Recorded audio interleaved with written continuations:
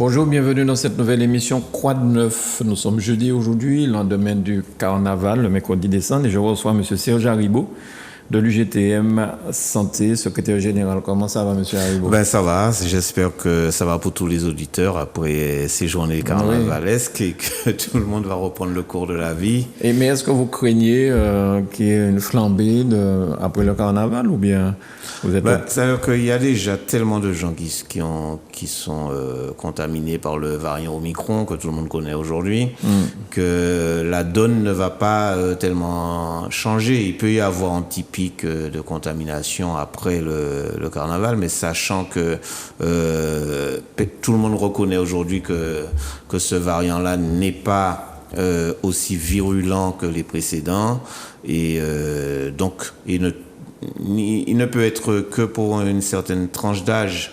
Les enfants, le bas âge, c'est pratiquement un peu de fièvre et puis ça se termine en 2 jours. Donc l'obligation vaccinale pour les enfants, ça n'a plus tellement de ça n'a plus tellement lieu d'être. Aujourd'hui, même pour les adultes, c'est à partir d'un certain âge, 60 ans, qu'il faut peut-être faire attention aux effets de ce variant-là. Mais c'est toujours être en aptitude avec son corps à faire face à toutes ces difficultés. Donc, les gens qui se sont peut-être un peu fatigués durant ces 4 jours de carnaval, il faudra se requinquer un peu, le système immunitaire de le reprendre en main et de reprendre tout ce qu'il faut comme élément naturel qu'on a autour de nous. D'accord. Déjà, c'est la période des mandarines, ils peuvent manger, boire. Oui. Ça donne des vitamines. Alors, l'intersyndicale lance une caravane demain vendredi, c'est bien ça, C'est bien, demain vendredi, on est le 4 mars.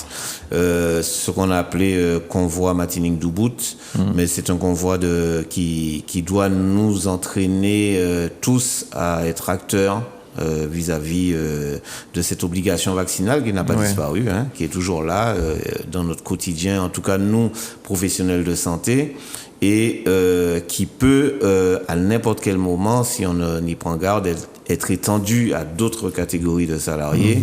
Et ce combat, il est toujours vivant et c'est pour ça que nous organisons ce convoi. Alors, j'ai entendu ce matin Gabriel Attal, le porte-parole du gouvernement, qui disait que désormais, il n'y a plus l'obligation vaccinale, je crois. Alors, l'obligation vaccinale, elle est toujours présente. C'est le pass vaccinal qui a été levé, annoncé par le Premier ministre, le gouvernement, M. Jean Castex. Ce qui est quand même assez étonnant, c'est qu'on a levé le port du masque pratiquement dans tous les lieux maintenant, en extérieur et en intérieur, où est-ce que c'était obligatoire. C'est la fin du pass vaccinal, ça c'est pour le 14 mars, dans quelques jours. Mais c'est étonnant tout de même qu'on ait cette boîte à surprise de la part du gouvernement, parce qu'ils n'ont pas supprimé, selon leur dire, le pass sanitaire. Alors, qu'est-ce que ça veut dire? Quelle compréhension doit-on en avoir? En tout cas, il faudra des éclaircissements, en tout cas sur le territoire de Martinique, qu'on comprenne bien ça, parce qu'on a l'impression que on nous prend, il manque plus que le pass mouton, ou alors je sais pas moi, le pass aux idiots. Mais il faut vraiment que ce gouvernement et que les citoyens que nous sommes posions ces questions-là à tous nos représentants, qu'ils soient des représentants politiques, que ce soit des représentants de l'administration.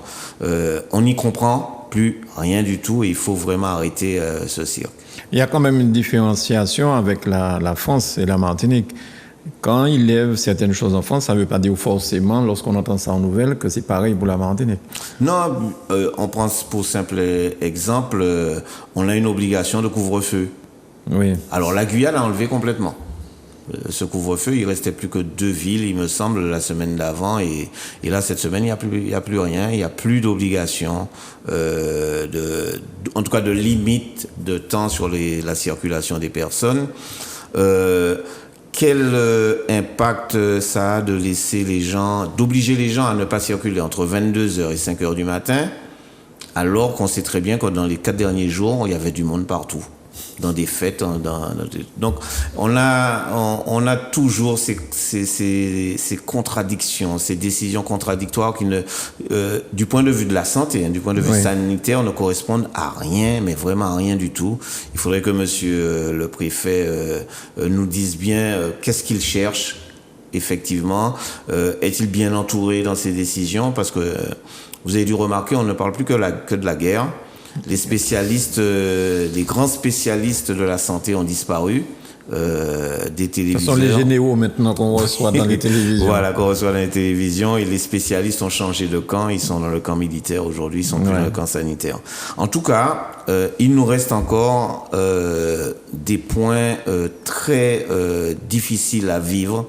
On a par exemple au niveau du CHU de Martinique les manipulateurs en électro-radiologie qui sont aujourd'hui en grande majorité, il y a une grande majorité qui sont en maladie. On a des grosses difficultés à accéder à des services pour avoir de l'imagerie médicale, que ce soit scanner, IRM, radiologie traditionnelle.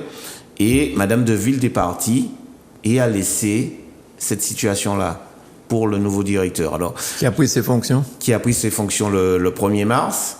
Et il faut que tout le monde comprenne bien. C'est-à-dire que il y en a qui partent, il y en a qui arrivent. Et qu'est-ce qui change? Ils viennent aux ordres et ils viennent avec une feuille de route. Alors, qu'est-ce que le nouveau directeur nous dira après le discours du Premier ministre et les décisions du gouvernement? J'applique. Alors, il enlève ça, je vais enlever ça. Il remet ça, je vais remettre ça. Donc, mais dans tout ça, nous pensons qu'il y a des disparitions fautives. Nous avons des instances, il y a des représentations, il y a un conseil de surveillance, il y a un président du conseil de surveillance, il y a des élus qui font partie du conseil de surveillance. On aimerait bien les entendre, parce que là, la population est en train de prendre du fer, là. Il y a des visites, il y a des consultations. Mais quand vous dites ça, vous parlez pas de la pandémie. Quand vous dites la population est en train de prendre du fer, c'est-à-dire sur les autres maladies. C'est ça. Pendant toute la période du Covid, on a cessé de répéter, on ne fonctionne pas et on laisse de côté certaines pathologies. Voilà, mais aujourd'hui, c'est encore plus criant parce qu'on a laissé. En tout cas, ce que je rappelle à ces dirigeants, à ces représentants du peuple et à ces représentants dans les instances. On a laissé faire trop sans donner un point de vue cohérent et en mettant au centre des préoccupations la population. Alors aujourd'hui, on se retrouve avec des suspensions parce que le CHUM s'est vu le droit d'interdire à certains manipulateurs radio d'accéder à leur poste de travail, alors qu'on en a besoin. Et le revers de la médaille, c'est les arrêts maladie. Maintenant, la solution qui est prônée, on apprend qu'une réunion a eu lieu en haut comité avec l'ancienne directrice, Madame de Wilde, avec les représentants des services, chefs de pôle et ainsi de suite, cadres supérieurs de santé. Mais la décision qui a été prise, ce n'est pas de discuter avec les agents. C'est de dire, mais on va faire des contrôles. On va interpeller la justice, le procureur de la République, le préfet, pour leur intimer qu'il y aura des sanctions juridiques, des sanctions judiciaires. Moi, je trouve ça très beau. Moi, je rappelle simplement au procureur de la République, nous avons déposé une plainte contre X au mois d'octobre. Cette plainte contre X est restée sans suivi de la part du procureur de la République, qui n'a pas désigné de juge instructeur. Et nous avons été obligés, nous, organisations syndicales, avec nos avocats, d'interpeller le doyen pour qu'il désigne enfin un juge instructeur. C'est tout de même dommage et qu'aujourd'hui, pochette surprise, à l'encontre des agents qui ont, depuis 2 ans, que ces gens-là ne comprennent pas qu'ils sont fatigués. Les personnels en ont assez de toutes ces micmacs de pression qu'on veut faire sur eux, alors qu'ils n'ont fait aucune faute professionnelle. Et aujourd'hui, on leur apprend simplement, c'est-à-dire, on leur fait la menace d'une action judiciaire à leur encontre parce qu'ils sont en maladie. Ah, parce qu'ils sont en maladie. Parce qu'ils sont en maladie. D'accord. Je rappelle simplement que il y a des médecins à un certain moment à Trinité, je m'en souviens très bien, aux urgences de Trinité, qui étaient tombés tous en maladie en même temps. Je n'ai pas entendu ni de représentant médical, ni de représentant de l'administration dire on va appeler le préfet, on va interpeller le procureur pour leur dire attention, ce que vous faites là, vous mettez en danger la population, alors qu'il n'était pas après 2 ans de Covid. Hein. D'accord. Nous rappelons aussi que des procédures, il y en avait au début. Mais est-ce que c'est une punition? Est-ce que vous pensez pour nous, que c'est est-ce qu'on a voulu vous punir parce que vous avez été résistant, vous n'avez pas voulu prendre les vaccins? Mais c'est ça. C'est de la contrainte. Et comme dans les années 45 à 49 pour la Seconde Guerre mondiale, à 39-45, excusez-moi, eh ben, on utilise les collabos pour faire le travail. C'est tout, c'est un système qui est mis en place de contraintes. Mais il faut vraiment arrêter, et c'est ce que nous disons, cette obligation vaccinale. Le pass vaccinal va sauter, il faut enlever le pass sanitaire, il faut enlever l'obligation vaccinale et arrêter parce que l'Angleterre vient d'annoncer qu'il n'y aura pas d'obligation vaccinale pour les soignants en Angleterre. D'accord. Et la France est pas si loin. La France est beaucoup plus proche de l'Angleterre que nous, hein, et que la France proche de nous. Donc il faudrait peut-être regarder chez les voisins qu'est-ce qui se passe et puis essayer de comprendre, avoir une compréhension de la situation parce qu'on a besoin de tous ces personnels dans la chaîne de soins. Ils sont indispensables et c'est ce qu'ils démontrent aujourd'hui. Aussi simplement que ça peut surprendre les gens, si on les suspend, les diagnostics ne sont pas faits. Et surtout qu'on ne nous dise pas qu'on a certaines personnes qui sont plus préoccupées par la santé des Martiniquais parce qu'on n'aurait pas laissé le laboratoire.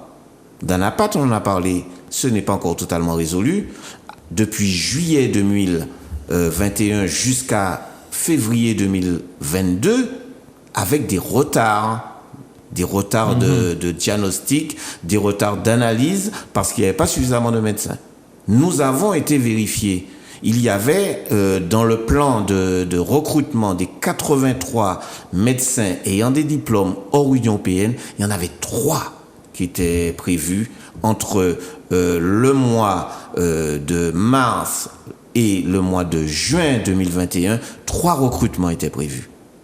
Alors, comment se fait-il qu'il n'y en avait que 2 au mois de janvier 2022? Et là, on apprend en plus qu'il y a des médecins qui s'en vont. Et il y a des médecins qui s'en vont. Ceci étant dit, on a essayé de mettre ça comme un épouvantail, comme un bois-bois de carnaval devant tout le monde pour dire attention, attention, les médecins vont partir. Rectification du président de la CME, le professeur Roch, qui indique que chaque année, il y a 100 départs, chaque année, il y a environ 100 arrivées de médecins. Nous avons simplement dit, mais où sont les médecins hors Union européenne avec les diplômes hors Union européenne, les 83 qui devaient déjà être en poste? Et puis, il faudra nous donner les chiffres réels au mois de juin, qu'on sache vraiment combien de médecins vont partir, combien de médecins vont arriver. Et si le différentiel est négatif, on aura des dispositions à prendre effectivement. Donc c'est un dossier à suivre. Mais ne faites pas comme si c'est la grande catastrophe et puis aujourd'hui, personne n'en parle plus. C'est le silence complet. Est-ce que c'est à l'approche de l'élection présidentielle que certaines mesures ont été levées, à votre avis, au niveau français? Et nous pensons que c'est justement un programme, un échéancier électoral qui est en train de se dérouler. Il y aura encore d'autres mesures identiques aux pays qui sont dans l'environnement de la France, au niveau de l'Europe et au niveau international. Mais oui, il y aura d'autres dispositions qui seront levées, ça nous en sommes sûrs. Mais là, on est en train de jouer avec nous. On est en train de jouer avec la santé des Martiniquais, avec la santé des professionnels, parce qu'à un moment donné, il faut arrêter, il faut tenir compte de la véritable réalité et dire la vérité aux gens. On nous a trompés pendant plusieurs mois. Aujourd'hui, il faut avoir un langage un peu plus clair, un peu plus clairvoyant et arrêter cette répression, parler de vie et de santé, réellement parler des humains qui ont besoin d'autre chose qu'une guerre. Parce que là, on est en train de détourner notre attention.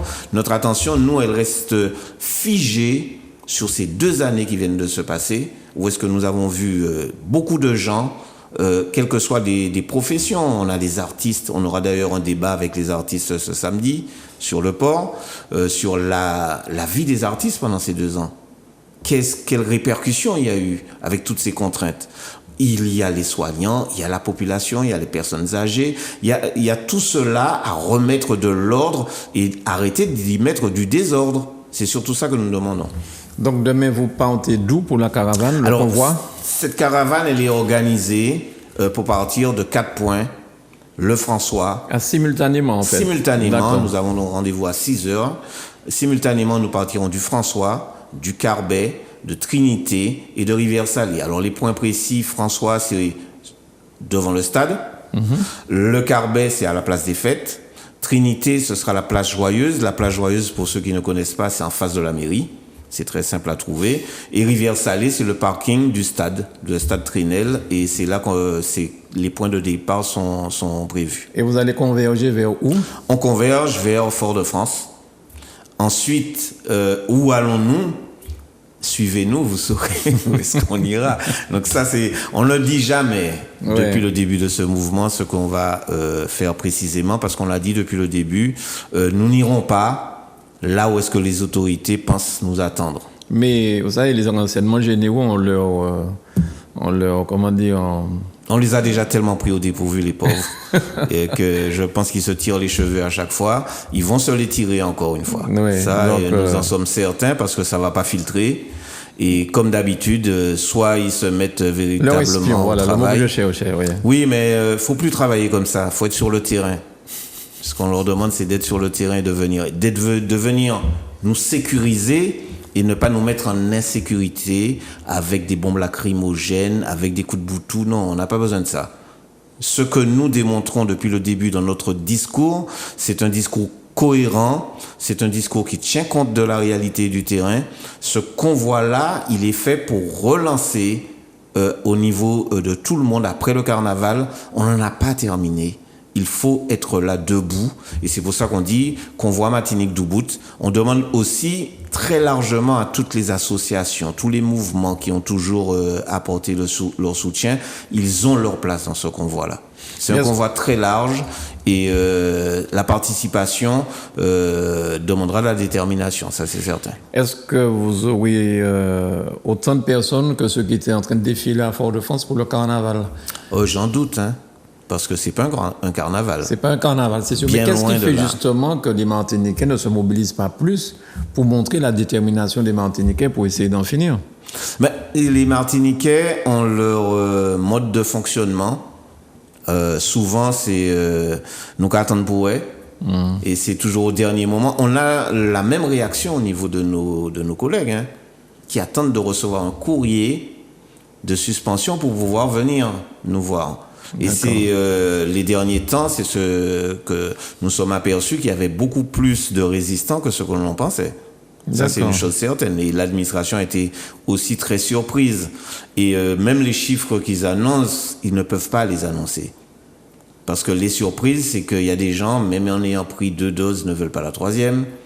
Il y a des gens qui ont fait des certificats de contre-indication. Donc il y a toutes sortes de personnes qui résistent à leur manière et je crois que c'est peut-être là la grande surprise. Le taux de vaccination en Martinique n'a pas évolué. Il est de combien à peu près? Je pense qu'ils vont descendre très bas. Hein. S'ils sont à 50% pour le moment, c'est beaucoup. D'accord. C'est vraiment et ça va diminuer parce que là on collationne première dose, deuxième dose, troisième dose et ainsi de suite, mais il faut vraiment regarder au jour le jour l'évolution des choses parce que les centres de vaccination sont vides et ça il faut le reconnaître. Même les centres de vaccination dans les lieux de garde. Là où est-ce qu'il y a comme à Trinité ou au CHU, bon, c'est pas la grande masse qu'il y avait avant. Et au Lamentin, bon, ça a diminué énormément. Et justement, ils sont passés du vaccinodrome à la sécurité sociale, les anciens locaux de la sécurité sociale, d'accord. Oui, parce que là, on monopolisait un lieu où est-ce qu'on doit faire du sport immense, et on empêchait avec des contraintes aux jeunes d'exercer leur sport. Il n'y a pas beaucoup de salles couvertes en Martinique. Oui. Et ça, il faut qu'on le sache. Et utiliser à cette fin-là pendant des mois et des mois, c'est mettre en rupture sociale un certain nombre de jeunes ceux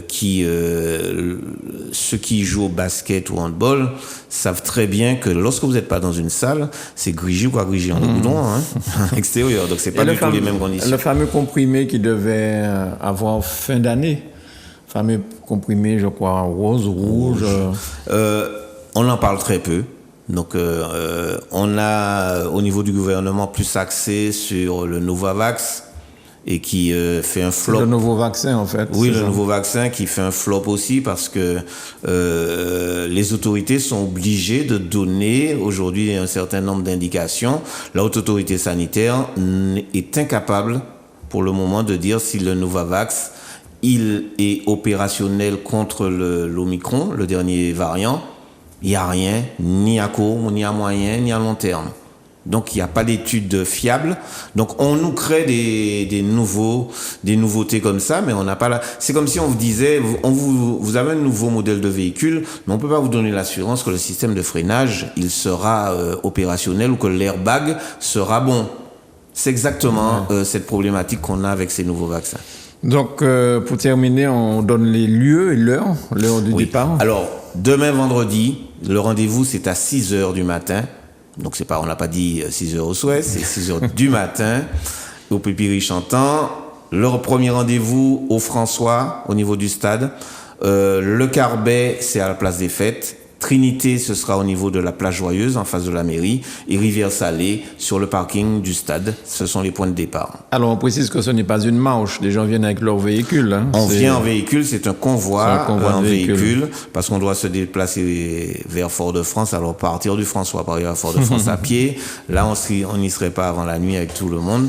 Donc là, on va y arriver. Et l'objectif, c'est bien de rappeler, l'obligation vaccinale, on n'en veut pas, le pass vaccinal non plus, et qu'on dit oui à la liberté de choix que tout un chacun a, que chaque être humain a de par toutes les conventions internationales et qui est bafoué jusqu'à présent. Même on a oublié d'en parler, même les avocats ont manifesté hier. Ils ont manifesté hier pour dire que toutes ces dispositions étaient contraires aux libertés individuelles et qu'il fallait les combattre et qu'ils allaient poursuivre leur combat auprès de tous les citoyens qui voulaient de l'aide, une aide juridique. Merci beaucoup Serge Haribo. Je rappelle que vous êtes secrétaire général de UGTM Santé et vous êtes venu nous parler du convoi, non pas de la réparation de cancer malsain chaque année, mais le convoi pour... Martinique Doubout, c'est contre la répression, pour la vie et pour la santé des Martiniquais. Merci beaucoup. Merci à vous de nous avoir suivis. Merci à Manuela pour l'ARIA. À très vite sur Zouk TV.